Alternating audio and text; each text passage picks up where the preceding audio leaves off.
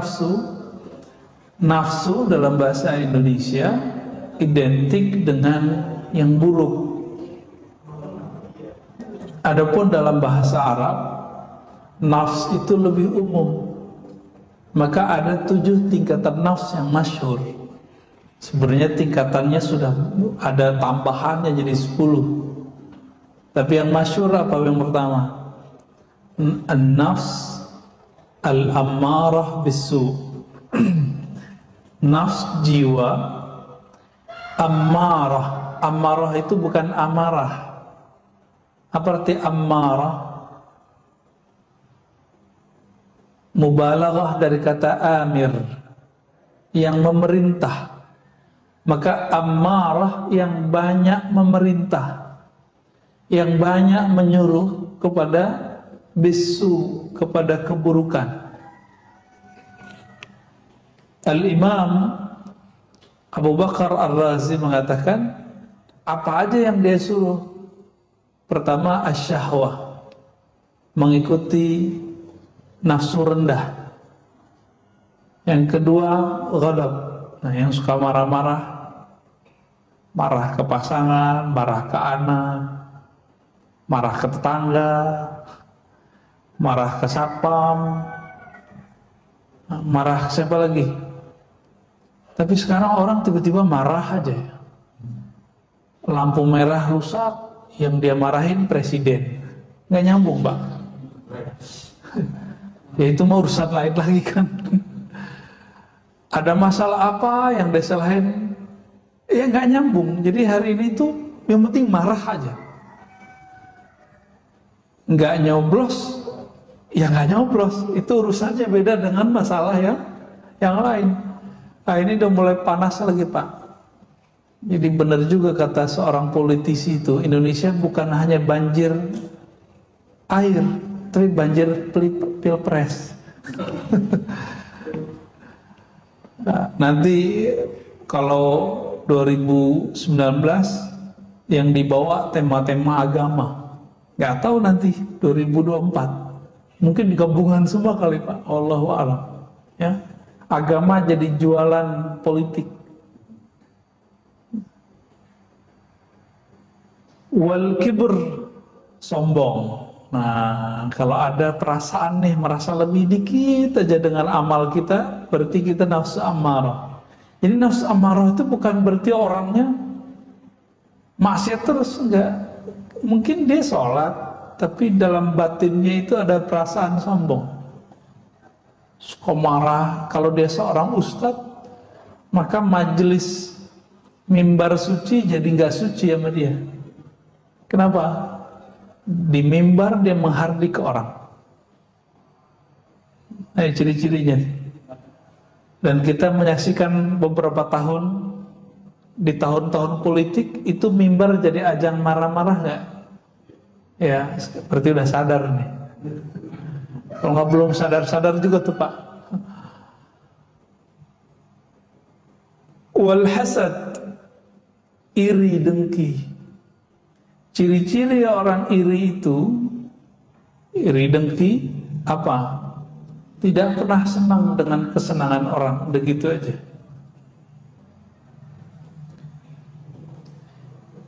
Sebabnya satu hal, berburuk sangka kepada Allah, mengira bahwa rezeki kita diambil sama orang. Itu hasad. Orang hasad itu kalau diam nggak masalah, tapi kalau dia sudah beraktivitas, maka dia menjadi hasud. Apa arti hasud? Suka menghasut orang. Itu menjadi bahasa Indonesia kan? Ya. Kalau orang hasud ini kok cuma sebatas komplek, yang rusak satu komplek.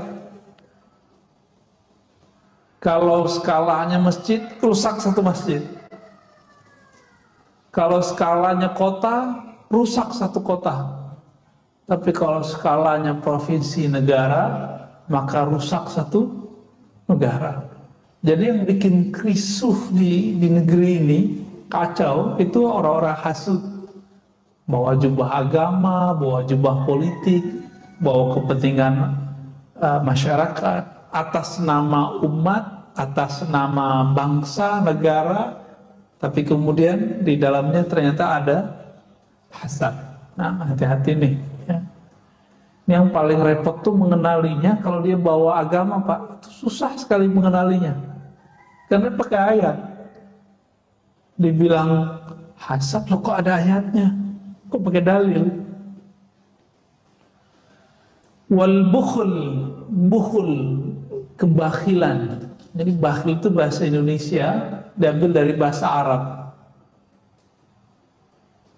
Orang bakhil itu kok bisa jadi bakhil? Karena dia beranggapan yang dia dapat itu miliknya. Ini, kita kalau usaha, semua yang kita dapat milik kita semua enggak? Enggak, maka wajib dikeluarkan 2,5%. Wajib itu Pak, itu wajibnya, sunatnya belum lagi. Kalau kita tidak keluarkan, maka dia akan keluar dengan cara yang lain. Kadang lewat sakit, kadang anak kita jatuh, pasti dia keluar. Itu cara Allah sudah. Ya. Gula masuk ke dalam badan. Yang ngolah siapa? Pankreas kan? Dia mesti dikeluarin. Keringat sama dia mesti dikeluarin. Gak keluar, maka yang kena nanti yang lain. Yang penting dia ada aja. Itu cara tubuh kita menyesuaikan diri. Itu baru tubuh yang zahir. Baru tubuh yang zahir Pak. Apalagi rohani ini. Wal hirs, keinginan atau obsesi yang tinggi. Waria, ujungnya ria. Nah, ini ciri-ciri orang punya an-nafs al-ammarah. Nah, kalau itu ada pada kita, pastikan, oh saya berarti baru nafs al-ammarah, suka marah-marah. Nggak usah tinggi-tinggi Pak, berarti kita di bawah aja deh gitu.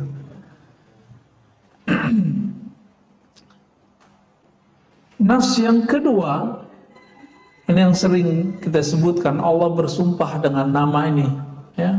La uqsimu bin nafsil lawwamah. Aku bersumpah, ya, tidaklah, ya, kata Allah, aku bersumpah dengan jiwa yang suka mencela. Setiap kita, ini kalau naik tingkat nih, dari amarah menjadi lawwamah. Lawwamah ini mencela diri dan juga mencela orang. Kalau mencela orang, berarti dia belum melihat aib dirinya. Tapi kalau dia mencela dirinya, berarti dia sudah naik pangkat. Nafsnya sudah naik kualitasnya. Jadi dia tidak mencari kambing hitam. Kalau masih cari kambing hitam, turun lagi jadi nafs al-ammarah. Nah, nafs lawamah ini sudah mulai menyesali dirinya sendiri. Ternyata salah satu karakter jiwa kita, hatta nanti kalau masuk surga, itu Bapak itu semua akan nyesal. Jadi surga, neraka itu negeri semua orang menyesal. Masuk surganya nyesal Pak. Kok dulu lama main YouTube tapi kok nggak lama berzikir? Kok dulu suka jalan-jalan tapi tidak suka bersedekah? Kok dulu begitu semua. Bahkan para wali-wali Allah itu menyesal karena kurang ma'rifatnya kepada Allah. Apalagi kita, ya. Ini nafsul lawamah. Kalau dia sudah bisa tidak menyalahkan orang lain, dia mulai menyalahkan dirinya. Ini coba lihat. Kita kalau satu tim kerja, terus ada masalah, kita nyalain orang apa nyalain diri? Kalau masih nyalain orang, masih nafsul amarah. Tapi kalau sudah menyalahkan diri, lalu kita perbaiki, langsung dia naik menjadi an-nafs al-mulhamah. Jiwa yang dapat inspirasi, tapi inspirasi itu dua. Fa'alhamaha fujuraha wa taqwaha. Allah itu memberikan bisikan kepada manusia, silakan dia memilih. Ada yang baik, ada yang buruk. Itu pilihan kita. Pilihan inilah yang dipertanggungjawabkan nanti di akhirat. Tidak Allah cuma kirim sinyal, silakan kita pilih. Jika kita memilih kebaikan, lalu menahan diri dari keburukan, dicobain istiqomah, istiqomah, istiqomah. Biasanya 40 hari istiqomah, orang bisa langsung naik ke an-nafs al-mutmainnah. Apa arti mutmainnah? Jiwa yang sudah stabil, nggak labil lagi. Jadi kalau yang mulhamah ini, karakter mulhamah apa? Tidak bisa mandiri dalam kebaikan. Jadi kalau dia di komunitas orang-orang yang jahat, dia jadi jahat. Di komunitas orang baik, dia jadi sangat baik. Itu mulhamah.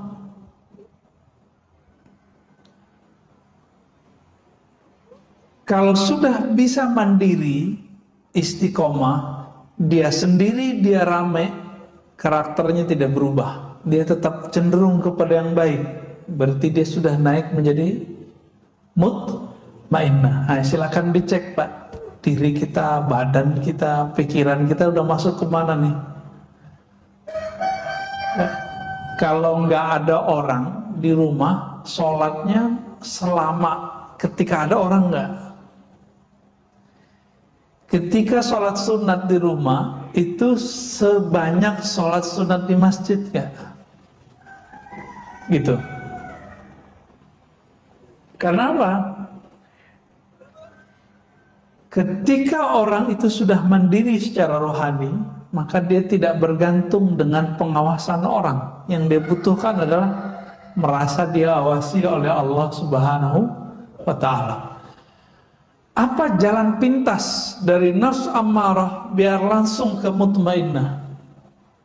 Jalan pintasnya cuma satu. Ini yang dikatakan dalam surat Ar-Ra'd ayat 28 yang sering kita baca. Ala bidzikrillah tatma'innul qulub. Ketahuilah, hanya dengan menyebut nama Allah, kita tambahkan sebanyak-banyaknya, maka dia bisa langsung naik ke menjadi mutmainnah. Jiwa yang tenang itu, kalau dia istiqomah di sini, maka dia akan mulai meridhoi kehendak-kehendak Allah. Meskipun nanti, ini mohon maaf, mutmainnah ini bisa jadi Allah cebloskan lagi masuk ke dalam maksiat. Dia apakah putus asa kepada Allah atau dia cepat berpulang kepada Allah? Dijebak salah, apakah dia masih menyalahkan orang atau kemudian dia menyalahkan dirinya sendiri lalu memperbaikinya? Ini nafsu mutmainnah itu masih diuji, Pak, masih diuji. Maka salaful Nabi pun diuji. Nabi Yusuf itu pernah bercermin, dia mikir, kalau saya jadi budak harganya berapa nih? Merasa cakep deh. Benar, Allah buat skenario, belum dibuang ke sumur. Itu bukan sumur kayak sumur di Indonesia. Sumur di sana itu kayak telaga aja, ya. Dibuang ke sana, terus apa yang terjadi? Dipungut oleh orang, dijual, dan harganya murah. Itu ujian Nabi Yusuf. Karena dia pernah kagum melihat wajahnya, maka diuji dengan wajahnya. Oh, kita berapa kali Pak diuji, ya. Nabi Musa alaihi salatu wassalam, ketika beliau diuji satu pertanyaan, adakah orang yang lebih alim darimu, hai Musa? Apa jawaban Nabi Musa? Enggak ada. Maka diuji dengan Nabi Khidir. Nabi Allah Khidir ini membuat satu perbuatan yang semua perbuatan itu diharamkan secara hukum oleh hukumnya Nabi Musa. Itu ujian paling berat Nabi Musa. Maka kita nanti akan diuji dengan apa yang kita suka. Nabi Ibrahim itu setelah punya anak, beliau kemudian merasa lega, oh alhamdulillah punya anak. Tiduran dia, Pak. Tiduran, molornya kelamaan, sehingga lewatlah waktu bermunajat kepada Allah. Disitulah kemudian Allah datang dan memberikan wahyu, anakmu sembelih. Dia nggak percaya, wah kayaknya halu nih ya. Besok begitu lagi, sampai 3 kali, baru kemudian dia mengiyakan dan dia mendatangkan anaknya, karena dia tahu dirinya Nabi. Mimpinya Nabi wahyu atau bukan? Ya, kalau bapak yang mimpi nggak wahyu ya. Bapak mimpi nyembelih anak, itu nggak boleh diamalkan itu. Itu namanya sedeng gitu ya. Nabi Ibrahim itu cuma diuji. Kenapa? 80 tahun menunggu anak, dikasih anak, keasikan, kelelahan, lupa munajat. Itu sekelas Nabi Ibrahim diuji. Allah cemburu. Kok di kolbu Nabi Ibrahim ini sudah mulai ada gangguan nih, kira-kira begitu. Tapi seorang Nabi sebenarnya tidak akan terganggu. Allah uji saja. Diuji dengan apa? Anaknya suruh ambil, disembelih. Nah ini agak ekstrim memang. Allah menguji Nabi Ibrahim itu agak sedikit keras.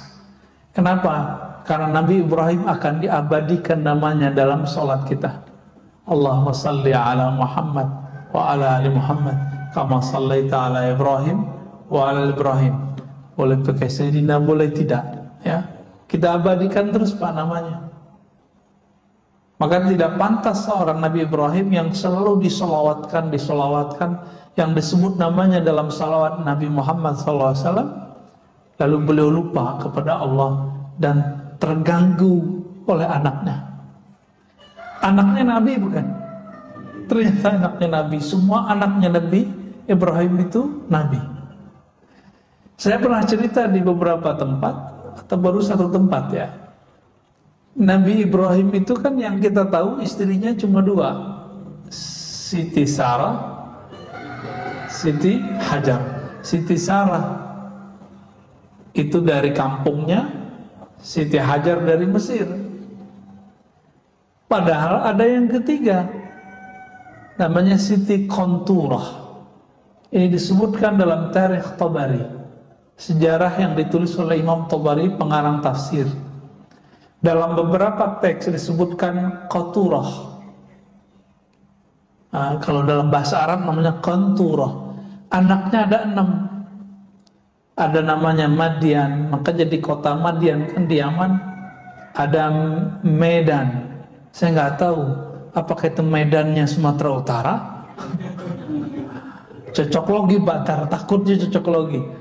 Namun ulama sejarah sepakat bahwa 6 anaknya ini menyebar bukan di Timur Tengah saja, tapi menyebar ke India dan Timur India. Negeri kita disebut dengan Timur India. Oleh orang Belanda dulu disebut dengan Hindia Timur, benar nggak? Semua anak-anaknya Nabi Nuh dulu itu nama anaknya menjadi nama wilayah dan kota di Timur Tengah. Begitu juga semua nama anak-anak Nabi Ibrahim yang 6 itu hampir semuanya menjadi nama kota. Jadi saya bukan cocok logi, ya, itu benar bahwa ada keturunan Nabi Ibrahim yang sampai ke negeri kita. Makanya negeri kita ada yang disebut Medan, Maidan bahasa Arabnya. Di Arab sana juga ada Al-Maidan. Ya barangkali beliau hijrah. Kan orang dulu berjalan kemana-mana. Bukan cocok logi juga. Ketika orang-orang Brahmana menyebut pemimpinnya dengan Brahmana. Jadi ahli sejarah, pakar genealogi namanya, itu mencoba melihat Brahmana ini kan bahasa Sanskerta. Ya, bahasa Sanskerta, Pak. Itu ulama kita ahli sejarah beda pendapat mana yang lebih tua. Bahasa Aramaik itu induknya bahasa Arab, induknya bahasa Ibrani. Ini Timur Tengah. Mana yang lebih tua bahasa Aramaik? Aramaik yang dulu dipakai oleh Nabi Idris, Nabi Nuh, Nabi Adam alaihissalatu wassalam. Sedangkan di India orang pakai bahasa Sanskerta. Tapi kebanyakan sejarah mengatakan bahasa Sanskerta berasal juga dari Aramaik. Wallahu ta'ala alam. Ini masih satu rumpun. Walaupun sebagian orang mengatakan itu bahasa tertua. Dan bahasa kita banyak yang dari sana juga, Pak. Banyak dari sana. Ya. Dulu sebelum negeri gini ada negeri Melayu, ya, kerajaan-kerajaan Melayu, kerajaan Majapahit, Sriwijaya. Tulisan-tulisan yang ada di prasasti itu kan tulisannya tulisan Palawa, tulisan Palawa, bahasanya Melayu. Udah bercampur, kalau di Jawa ada Kawi, ya, ada tulisan Hana Caraka, semuanya pengaruh dari sana. Maka ini besar kemungkinan memang itu namanya Sayyidah atau Siti Konturah. Itu melahirkan Bani Jawi, jika benar ungkapan ini, ya. Jadi kita beruntung juga, Pak. Tapi hidungnya pesek-pesek, ya. Ya emang begitu. Udah iklimnya kali, wallahu a'lam. Dan yang paling mengejutkan, saya sudah sering menyebutkan, zuriat Nabi terbanyak sekarang itu di negeri kita. Keturunan Rasulullah paling banyak sekarang di negeri kita. Baik keturunan Hasan ataupun keturunan Husain. Yang rapih pembukuannya itu keturunan Husain. Ada di jalan apa nih? Jalan besar depan ini apa namanya? Cimatubang. Itu ada Rabithah Alawiyah. Itu Husain, Pak. Nggak mesti Syiah, ya. Itu kalau ada orang ngaku Habib, harus keluar suratnya dari sana bahwa dia benar nasabnya kepada Rasulullah dengan jalur Husain. Tapi kalau jalur Hasan banyak yang tidak tertulis, karena Sayyidina Hasan punya anak banyak sekali. Ya. Di Sumatera Barat dulu ada gelarnya Siti Nurbaya, itu kan gelar untuk keturunan Rasulullah, Pak, di sana. Siti. Di Makassar ada Andi. Di kita di sini di Pulau Jawa ada Raden, ya, Ajengan, apalagi Gus. Maka jangan cuma sembarangan, Pak, ngasih nama gelar Gus, ya. Gus itu keturunan kiai. Kebanyakan kiai di Jawa itu campuran nikah dengan zuriat Rasulullah Sallallahu Alaihi Wasallam. Jadi jangan sembarangan ngasih nama Gus. Walaupun saya punya 1000 pesantren, saya nggak punya hak, Pak. Kalau bapak saya, mbah saya bukan kiai. Sama. Walaupun jenggot saya panjang, sorban saya tebal, pakai gamis kemana-mana, tidak akan berhak dipanggil Habib. Tapi jangan sedih dulu. Habib itu kan dua. Ada Habib jisim jasmani nasab, ada Habib rohani. Siapa Habib rohani? Orang-orang yang mewarisi ma'rifatullah yang ada di qalbu Nabi. Nah, itu yang asli, Pak. Mereka ini nanti yang menjadi keluarga Nabi yang sebenar-benarnya. Nanti para habaib akan kaget-kaget tuh kalau Bapak ini sebagian dari mereka, bagian dari orang-orang yang mewarisi ma'rifatullah di qalbunya. Itu para habaib nanti bingung. Loh, hidungnya pesek-pesek begini kok bisa jadi pengikut Rasulullah? Kok bisa bersama Rasulullah Sallallahu Alaihi Wasallam? Ya. Jadi para habaib sendiri PR-nya sama dengan kita, harus menemukan dirinya. Apakah dirinya pewaris ilmu itu atau tidak?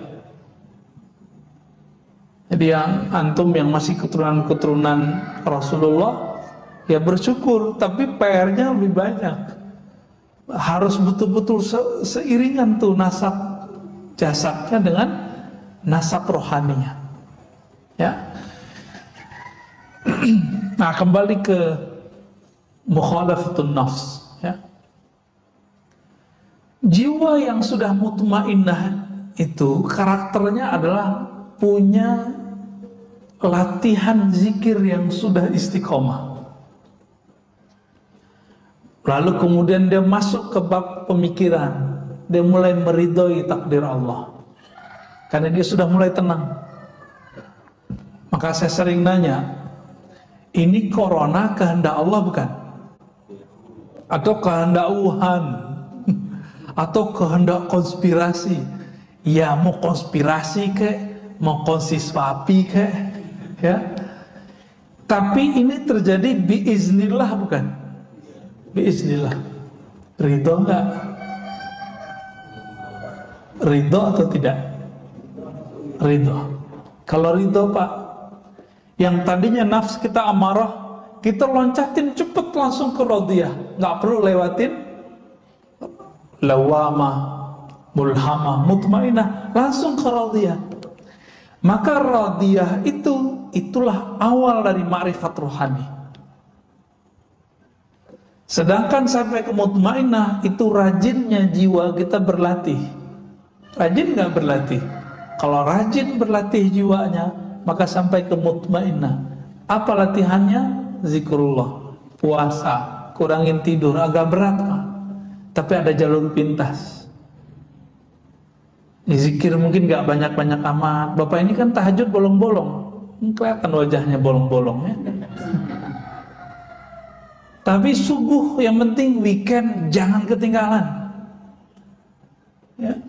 Terus gimana? Ambil jalur pintas, jalur ma'rifatullah. Yang pertama yang harus kita lakukan adalah ridho dengan kehendak Allah. Udah ridho nih, serius. Ntar kejadian apa aja sama kita, jangan kemudian nyalahin siapa-siapa. Ini ada ustadz, ada tetangga, ada siapa, tokoh kena COVID, dikait-kaitkan dengan, oh tuh dia munafik tuh kena COVID. Loh, guru-guru kita hafiz Quran di Jawa, wali-wali Allah kena COVID Pak. Kalau hafiz Quran yang sudah bertahun-tahun ngajarnya gak wali, terus dia apa dong? Meninggal kena COVID. Jangan berprasangka, biasa aja ya. Emang COVID nanya dulu, kamu waliullah bukan? Kamu beriman apa munafik? Kan gak nanya dia.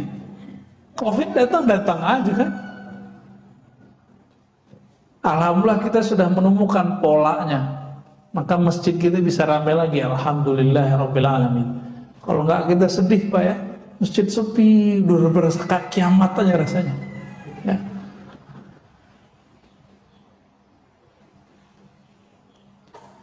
Itu kalau sudah ridho, dan ini persepsinya kalau sudah konstan. Saya ridho, ridho dengan semua kehendak Allah. Allah pun nanti akan meridhoi kita. Nah ini yang dikatakan dalam hadis qudsi, ana 'inda dhanni 'abdi.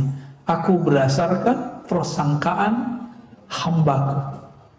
Jika hambaku meridhoi kehendakku, aku akan ridhoi kehendaknya. Kalau Allah sudah ridho sama kita, mohon maaf, meskipun kita pemaksiat, Allah kalau sudah ridha, Allah selamatkan Pak.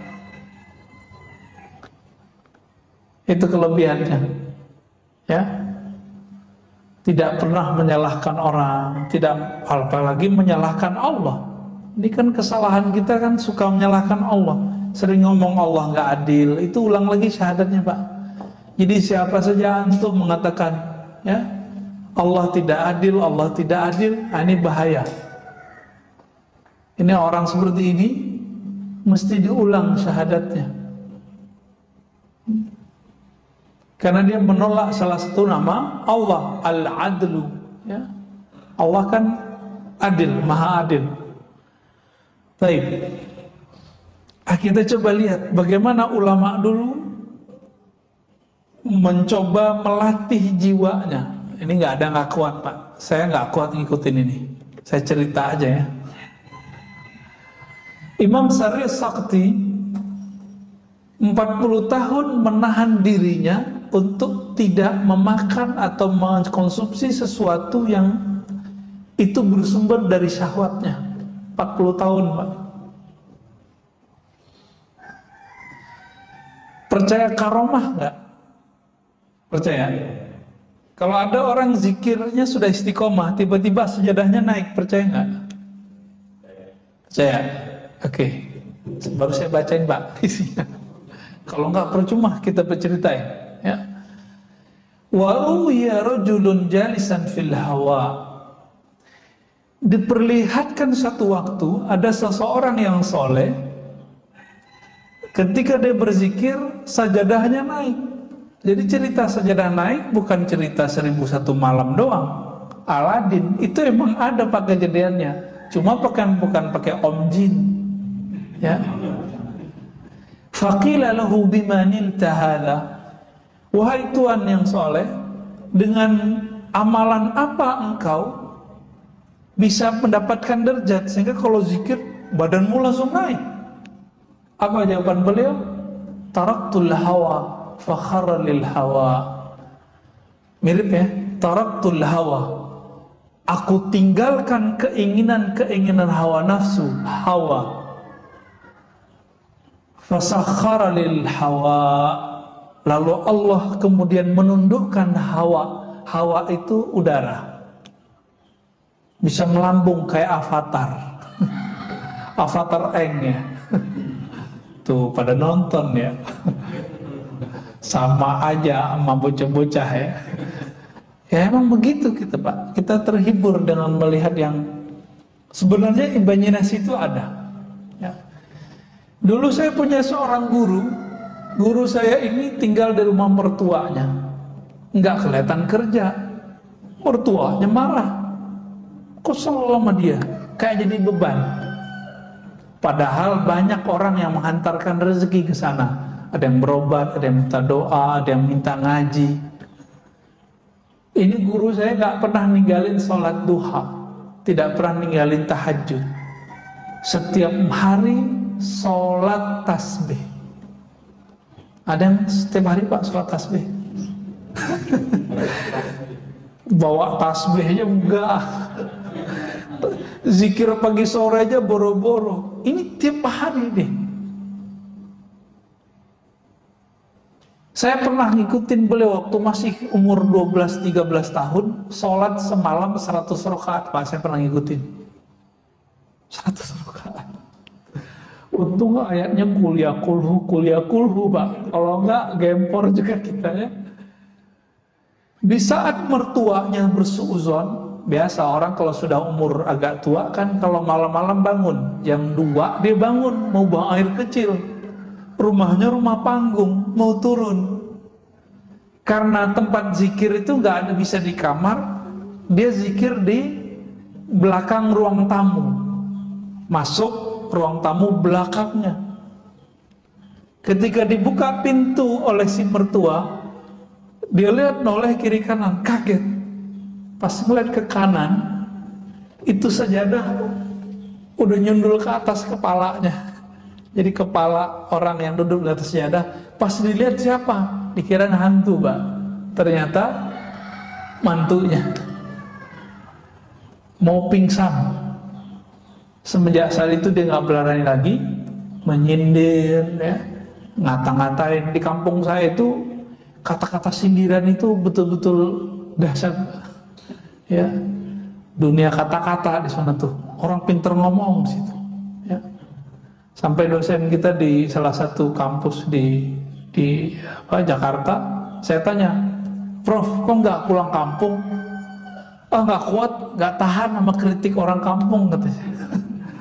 Udah biasa di sini dicium tangan, ya kan orang Jawa, orang Betawi, orang Sunda kan, jangankan guru ngaji, guru kimia aja dicium tangannya, ya kan?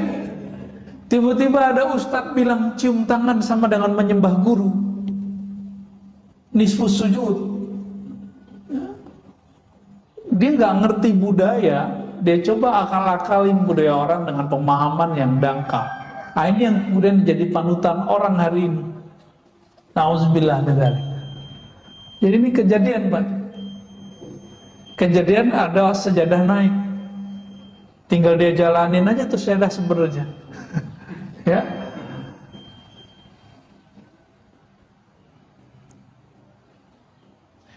Jadi ibadah paling tinggi apa? Bukan banyak sholat, Pak. Apa ibadah paling tinggi? Zikir enggak juga. Ibadah paling tinggi melawan hawa nafsu. Itu ibadah paling tinggi.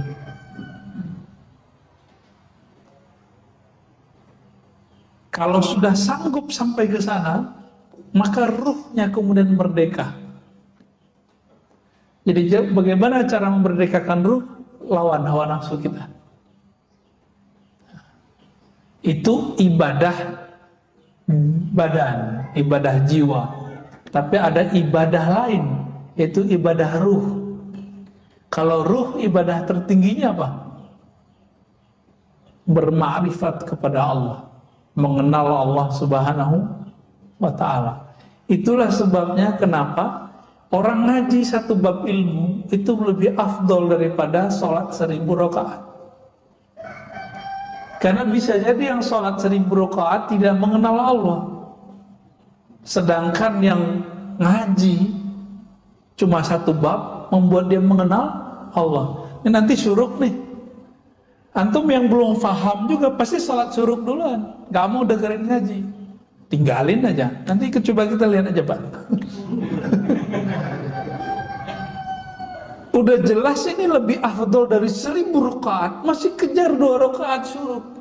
Katanya Ustaz, itu haji dan umrah sempurna. Lah itu kan hadis nggak sahih.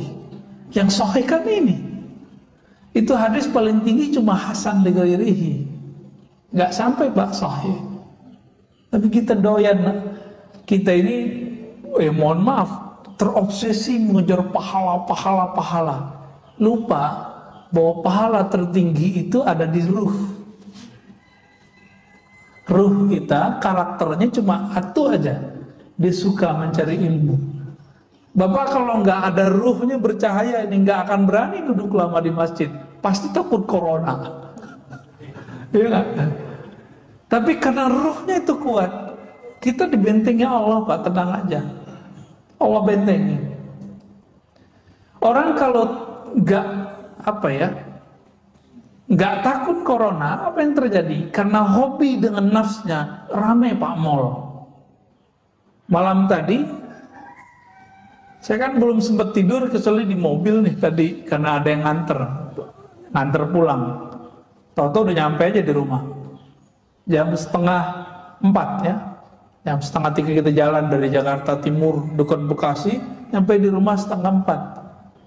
Ya, itu aja tidurnya tadi tuh 1 jam ya, 1 jam kurang malah. Ketika saya tidak mengikuti gerakan ruh, saya malas loh Pak kesini. Kenapa? Mendingan tidur. Ya. Saat kita jalan malam-malam itu, orang masih ramai Pak di luar. Nggak ada orang takut corona hari ini. Orang takut karena tidak keluar, dia tidak bahagia. Jadi kehendak nafs aja bisa mengalahkan takut corona. Masa kehendak ruh kalah? Tapi ya buktinya begitulah ya. Cuma ya masjid kita jangan penuh-penuh amat, ntar jadi ramai juga Pak. Udah begini-gini aja udah. Ya segitu-gitu udah cukup lah, alhamdulillah. Apa kata Imam Ibrahim Al-Khawas? Man taraka syahwatan falam yajid samarata tarkiha fi qalbihi fahuwa kadhib.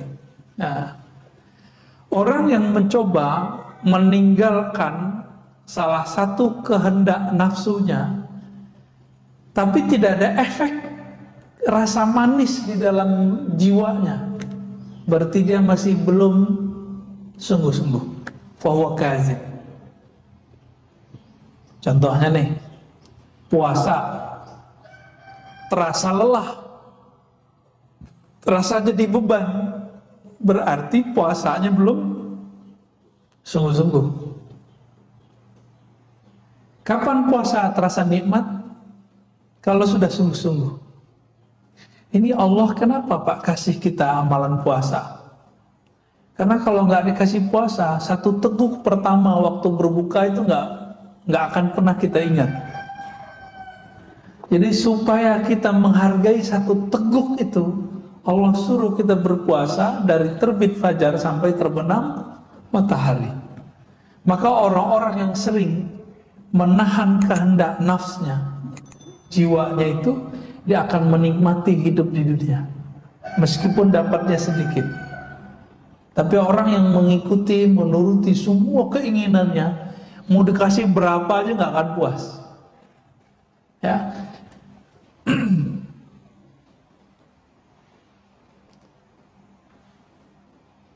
Maka beliau mengatakan, ya, khalif nafsaka fi hawaha, maka berselisihlah dengan jiwamu sebagaimana dulu, ya, para nabi menyelisihi jiwanya. Jika tidak, maka seperti moyang kita, Nabi Adam itu tertarik mencicipi buah larangan itu kan karena hawa, bukan Siti Hawa, ya, Hawa besar. Jadi nggak usah disalahkan Hawa. Itu Nabi Adamnya penasaran gitu. Tapi itu semua skenario, ya. Skenario kenapa? Sebelum itu terjadi, Allah sudah ngomong, Allah sudah sounding kepada malaikat. Hai para malaikat, aku hendak menjadikan khalifah di muka bumi. Lalu dibuatlah skenario perseteruan antara setan, iblis dengan Nabi Adam. Jadi kita nggak perlu menyalahkan Nabi Adam seperti yang terjadi dalam agama-agama lain, ya. Nggak usah Pak, santai aja kita, ya. Kalau nggak begitu kita nggak akan tahu masjid hari ini, ya. Kalau nggak begitu kita nggak tahu apa nikmatnya tahajud. Nikmat nggak tahajud? Nikmat. Nah, kalau yang udah ngerasain nikmat tahajud, berarti udah berhasil meninggalkan nikmatnya tidur, syahwatnya tidur. Kurangi syahwatnya tidur, rasakan nikmatnya tahajud. Kurangi syahwat makan, rasakan nikmatnya makan. Ya. Kalau zikir itu enaknya mata dipejamkan atau dibuka? Dipejamkan. Dibuka atau dipejamkan? Dipejamkan. Kenapa? Semakin saya membuka, maka terganggunya banyak Pak. Nah, untuk menikmati pandangan batin, tutup mata sejenak. Gitu caranya, tekniknya, ya. Banyak teknik-teknik dalam berzikir. Nah, di sini sangat banyak butuh beliau, ya. Dan beberapa udah saya sebutkan tadi. Dan beliau tutup dengan ayat, ya ayyatuhan nafsul mutmainnah. Surat apa itu? Surah Al-Fajr bagian akhir. Wahai jiwa yang tenang, irji'i ila rabbiki radiyatan mardiyah. Langsung dapat undangan dari Allah. Pulanglah kamu ke sisi Rabbmu dengan rasa ridho dan diridhoi meskipun masih di dunia. Mereka yang disebut wali Pak. Jadi wali Allah itu minimal dia radiyah mardiyah. Fadkhuli fi ibadi, lalu masuklah kamu ke dalam daftar hamba-hambaku. Maka wali-wali itu dia didaftarkan namanya di langit. Ya. Itulah sebabnya wali-wali itu nggak pernah kesepian walaupun terlihat sendiri. Ya. Wadkhuli jannati, masuklah ke dalam surgaku. Ya. Coba kan Nabi mengatakan Allah Ta'ala menciptakan neraka surga Lalu Jibril disuruh melihat surga dan neraka. Lalu Allah bertanya, basa-basi, Jibril, menurutmu surga gimana? Apa kata Jibril? Hadis ini sahih, ada di riwayat Imam Nasai. Ya Rabb, seandainya orang tahu apa isi surga, maka tidak ada yang akan lari darinya, pasti mengejar surga. Ditanya lagi, kalau neraka gimana? Maka pergi dia ngeliat neraka, balik. Ya Rabb, seandainya orang tahu isi neraka, maka tidak akan ada yang berani mendekatinya. Lalu Allah ciptakan pada surga dikelilingi dengan hal-hal yang tidak disukai oleh jiwa kita, nafsu kita, disebut makarih. Wa huffatil jannatu bil makarih. Maka surga Allah balut dengan hal-hal yang tidak disukai oleh hawa nafsu.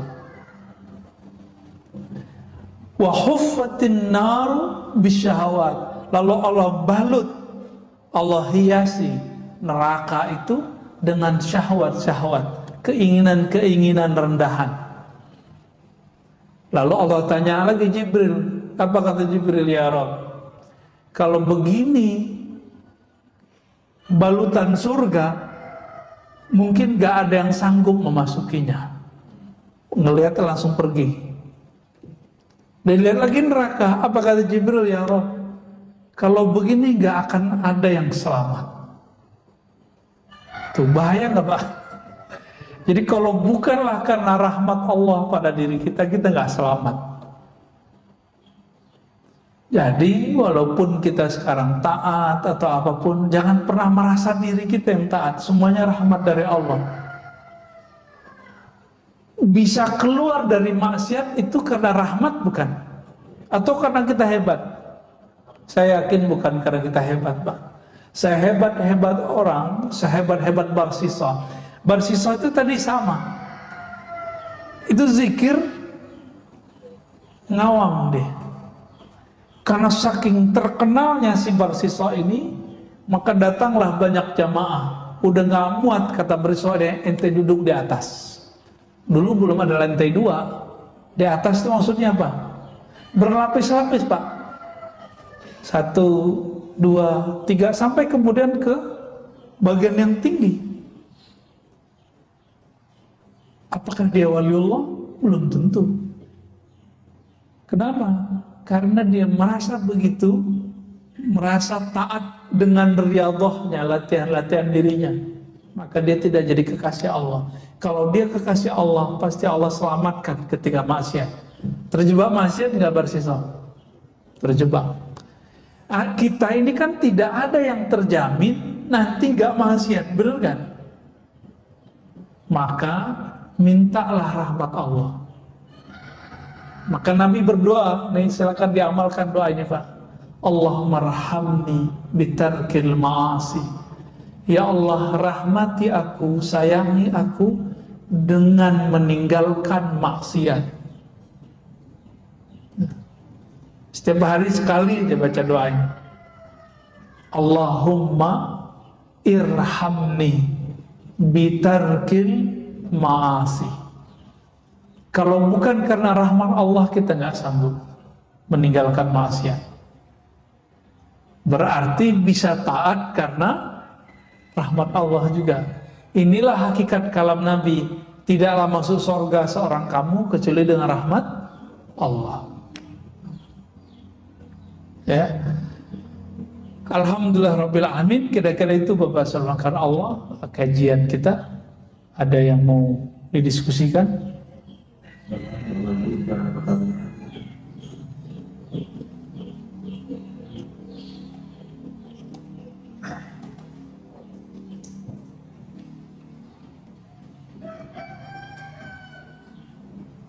Assalamualaikum.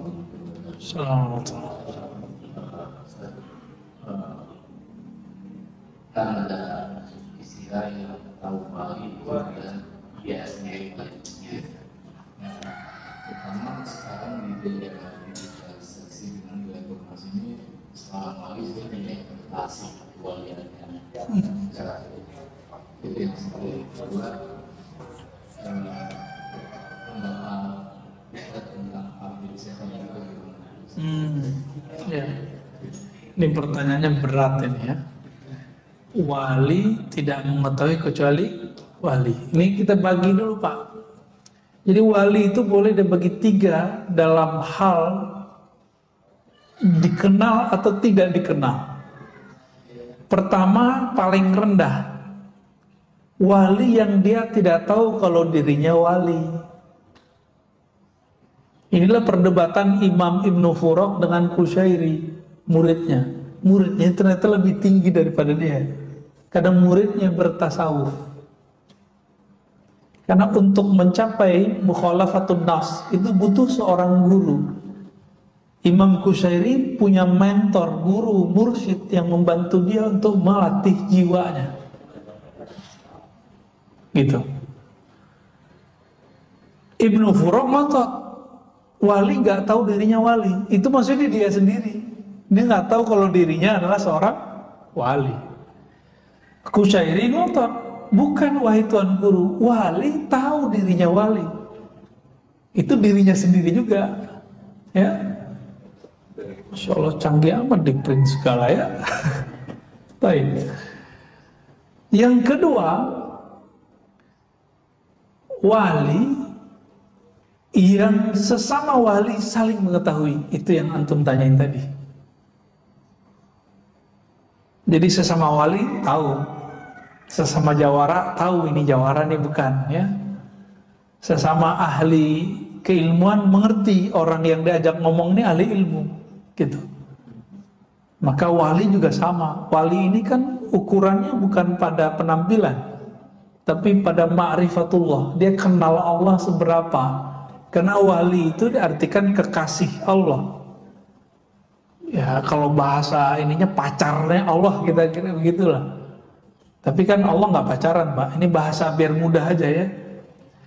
Orang kalau udah sayang dengan sesuatu, dia akan mengenal seluk-beluknya.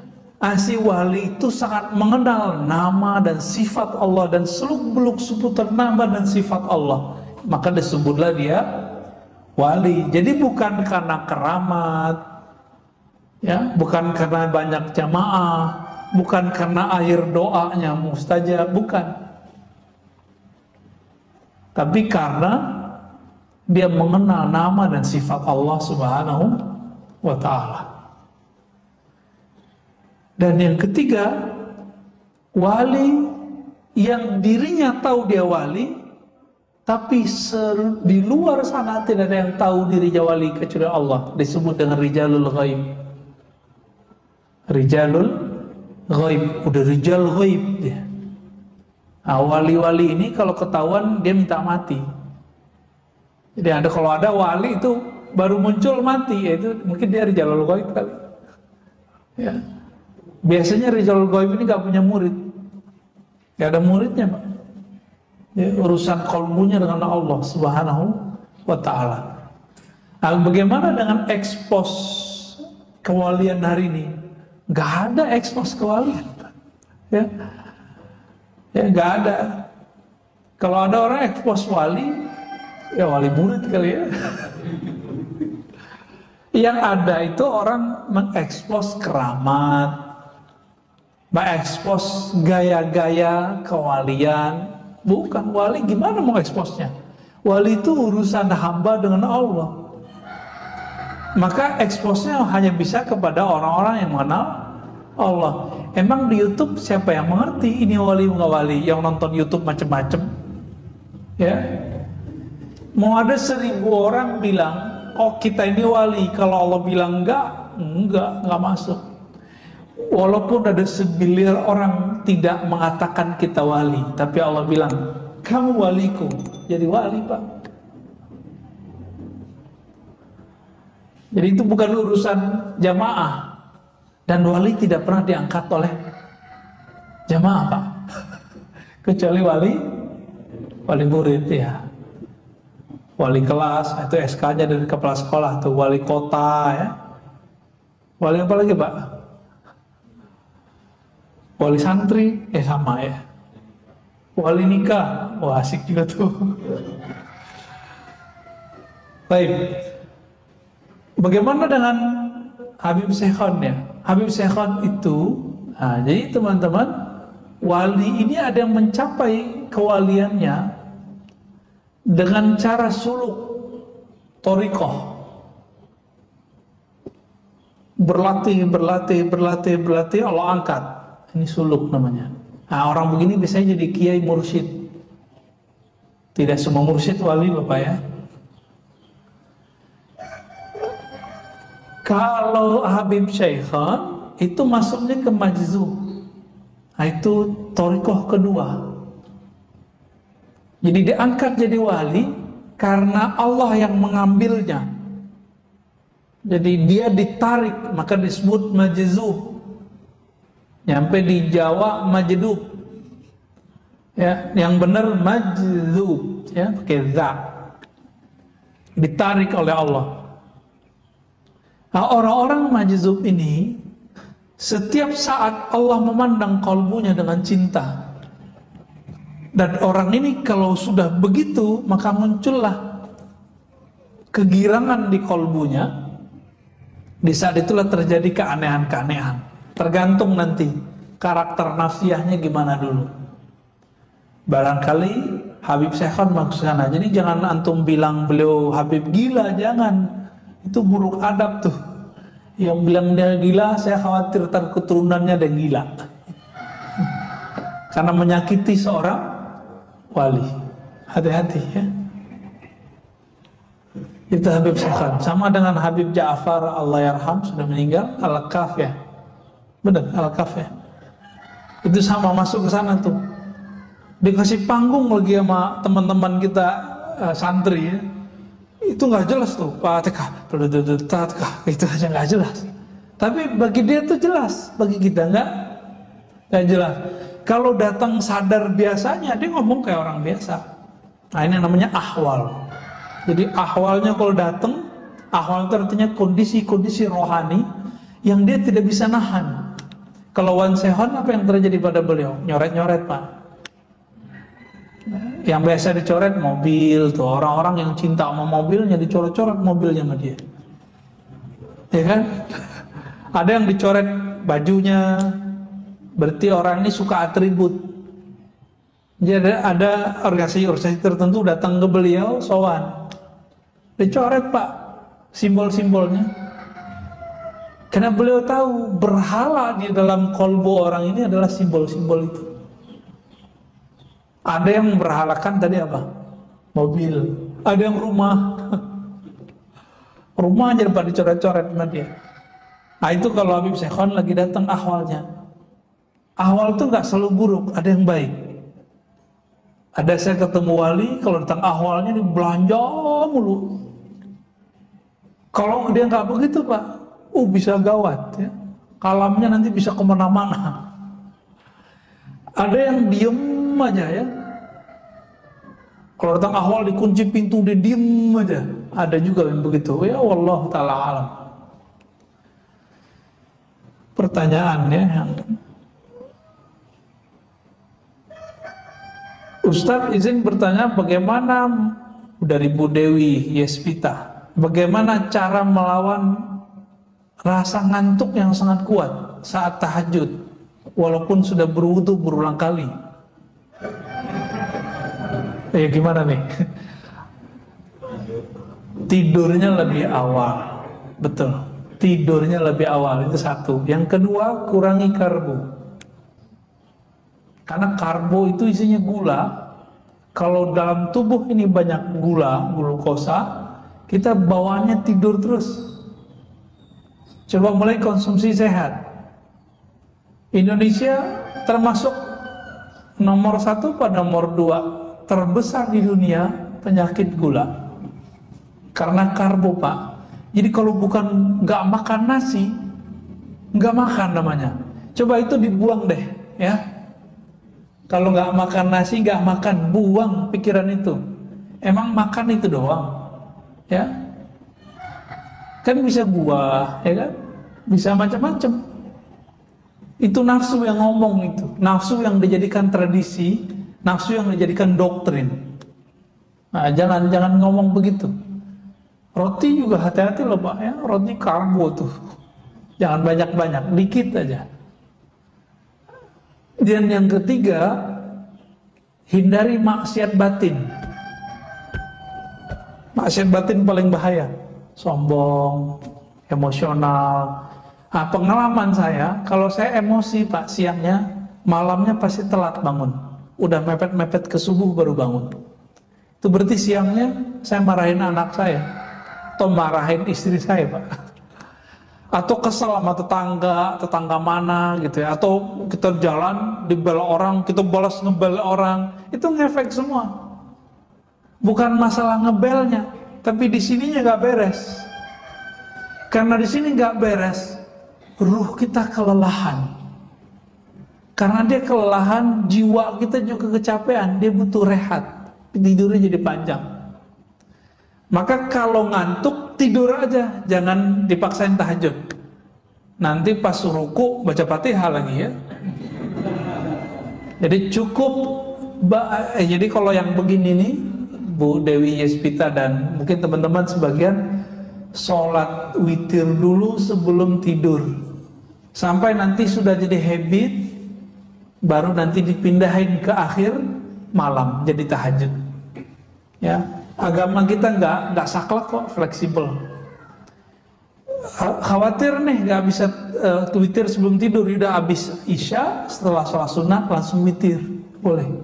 Salah satu guru saya namanya Syekh Ahmad Darwis, ahli hadis, habis isya dia langsung witir. Tapi isyanya lama Pak. Dia isya itu baca Quran 2 juz, 3 juz, kadang 5 juz. Langsung pada keok semua ya.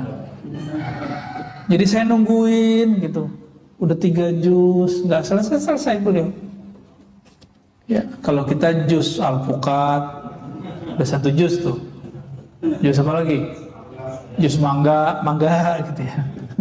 Apakah boleh sholat memejamkan mata karena rasanya bisa lebih khusyuk? Memejamkan mata tidak diatur dalam hadis Nabi, tidak juga dalam Al-Quran, tapi masuk ke ranah fikih. Nah, ulama ahli fikih, karena mungkin ada kasus dulu di kalangan para santri, kalau dia pejamkan mata, lagi sujud gak balik-balik Pak. Itu kan kejadian di pesantren. Saya kan 15 tahun Pak tinggal di pesantren, belajar dan mengajar. Itu santri, kalau dia merem, sujud gak balik-balik. Sujud aja, kita udah assalamualaikum, dia masih sujud.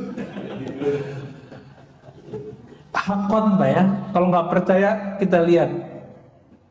Anak bapak jangan-jangan yang pesantren begitu juga, atau jangan-jangan bapak-bapak ini pernah begitu, ya, pernah ngantuk pas Ramadan tuh subuh-subuh nggak balik-balik pas sujud.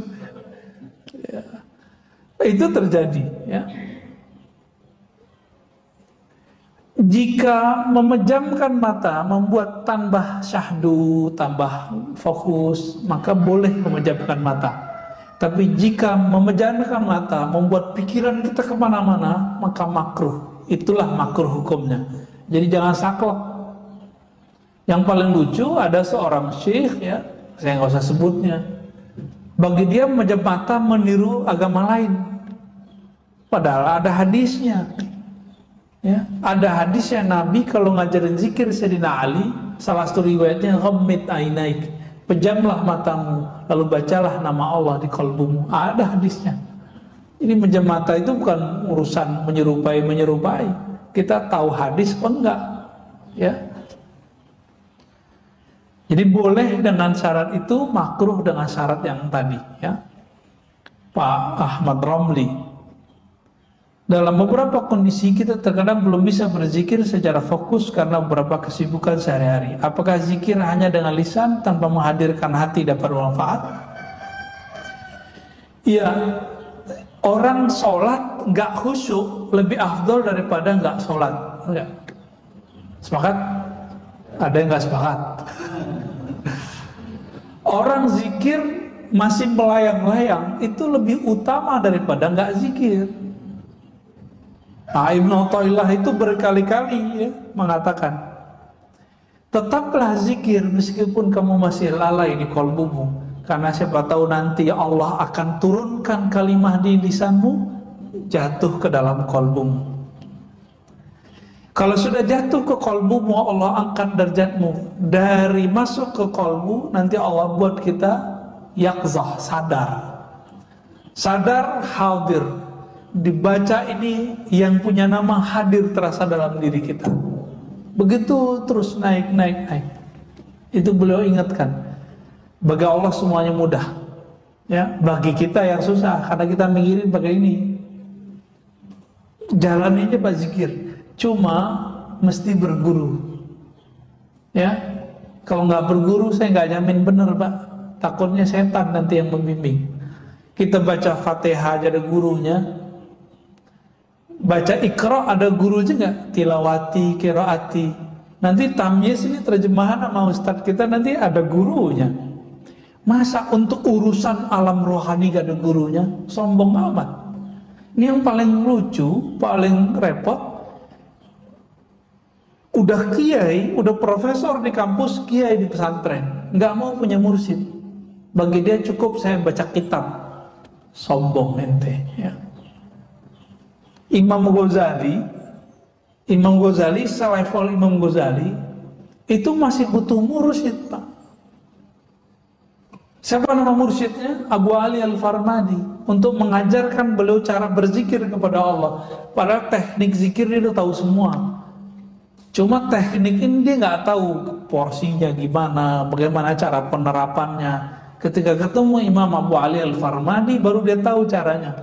10 tahun dia berlatih dengan Imam Abu Ali Al-Farmadi. Selevel Ghazali loh. Siapa hari ini profesor yang sehebat Ghazali? Ya.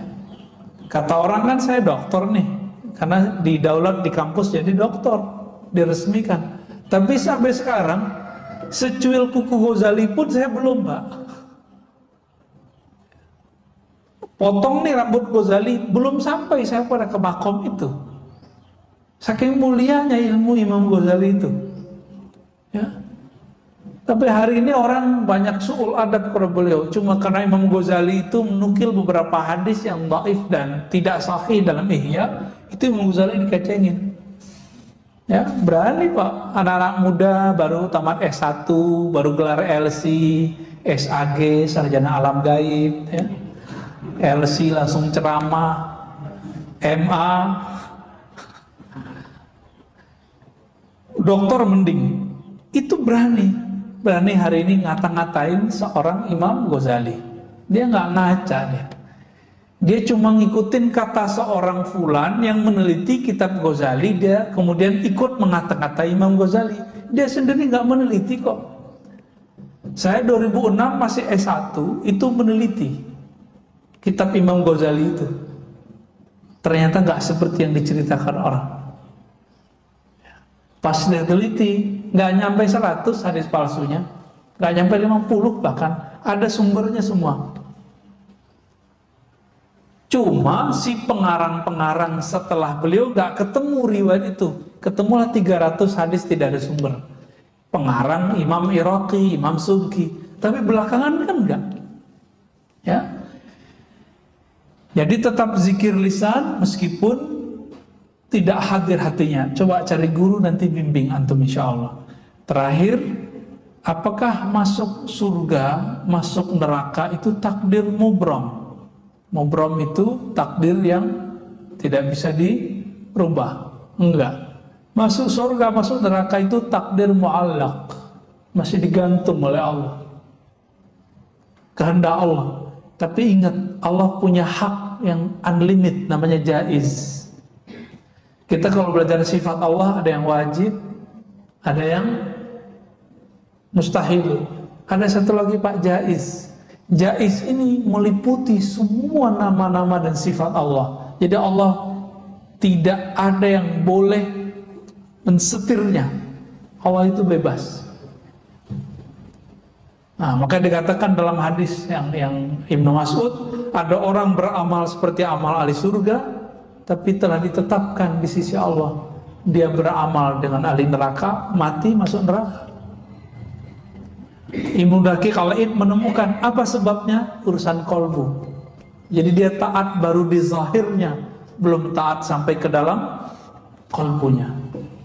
Nah, kita meminta kepada Allah, semoga kita yang hadir pagi ini, yang mengikuti kajian ini, baik dekat ataupun jauh, termasuk orang-orang yang mampu mengendalikan hawa nafsu kita dan mendapatkan rahmat dari Allah. Pendosakah kita, taatkah kita? Semoga rahmat itu selalu bersamai. Amin ya rabbal alamin. Wa sallallahu ala nabiyina Muhammad subhanakallahumma wa bihamdika asyhadu an la ilaha illa anta astaghfiruka wa atubu ilaik. Wa sallallahu ala nabiyina Muhammad walhamdulillahi rabbil alamin. Assalamualaikum warahmatullahi wabarakatuh.